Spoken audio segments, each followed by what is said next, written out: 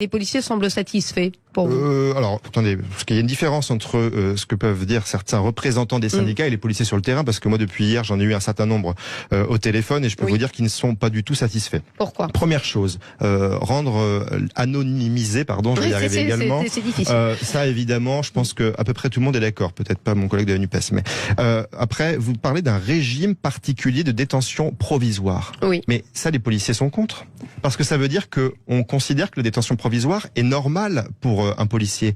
Or, nous considérons que la détention provisoire ne doit pas être le cas pour les policiers. Et nous avions d'ailleurs proposé à l'Assemblée nationale une loi visant à instituer une présomption de légitime défense pour les membres des forces de l'ordre qui permettait justement que dans le cadre de leurs fonctions, les policiers ne soient jamais en détention provisoire dans l'attente de leur procès. C'est ce qui me paraît. Et Jean-Philippe Tanguy, de votre parti, va plus loin. Il doit y avoir une présomption de confiance dans les policiers. Tout à fait, ça fait partie de la présomption de légitime défense et de confiance. Ça va ensemble. Un policier, dans le cadre de ses fonctions, si il arrive un drame, n'a pas à être en détention provisoire. Et là où c'est une supercherie de la part de Gérald Darmanin, qui utilise des termes un peu différents d'ailleurs d'un média à l'autre, c'est que cette loi que nous avions proposée, eh bien, elle a été rejetée par les membres de la majorité présidentielle en commission des lois, vous voyez. Donc, il tient un double discours. Et malheureusement, les quelques promesses qui sont un peu trop timides à mon sens qu'il a pu faire hier, malheureusement, j'ai peur qu'on ne les voit jamais aboutir. Juste sur le point de la détention provisoire, elle a été circonstanciée dans le cadre du jeune Eddy. C'était pour éviter justement qu'il y ait des connivences avec d'autres policiers. Enfin, voilà, ça sort de l'enquête. C'est pas moi qui l'invente.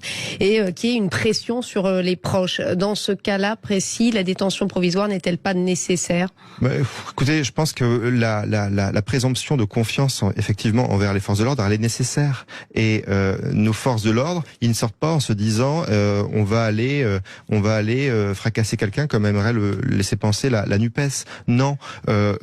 Quand il arrive quelque chose dans le cadre d'une mission de police, c'est parce qu'il y a eu un événement qui fait qu'il y a dû y avoir un recours à la force. Voilà. Après, c'est à la justice de dire si ce recours à la force a été trop important ou non. Moi, ce que je reproche, en tout cas, à Gérald Darmanin, c'est qu'il veut finalement créer une sorte de statut de détention provisoire pour les policiers et les gendarmes, alors même que ce que réclament les policiers, c'est tout le contraire, c'est de ne pas être en détention provisoire.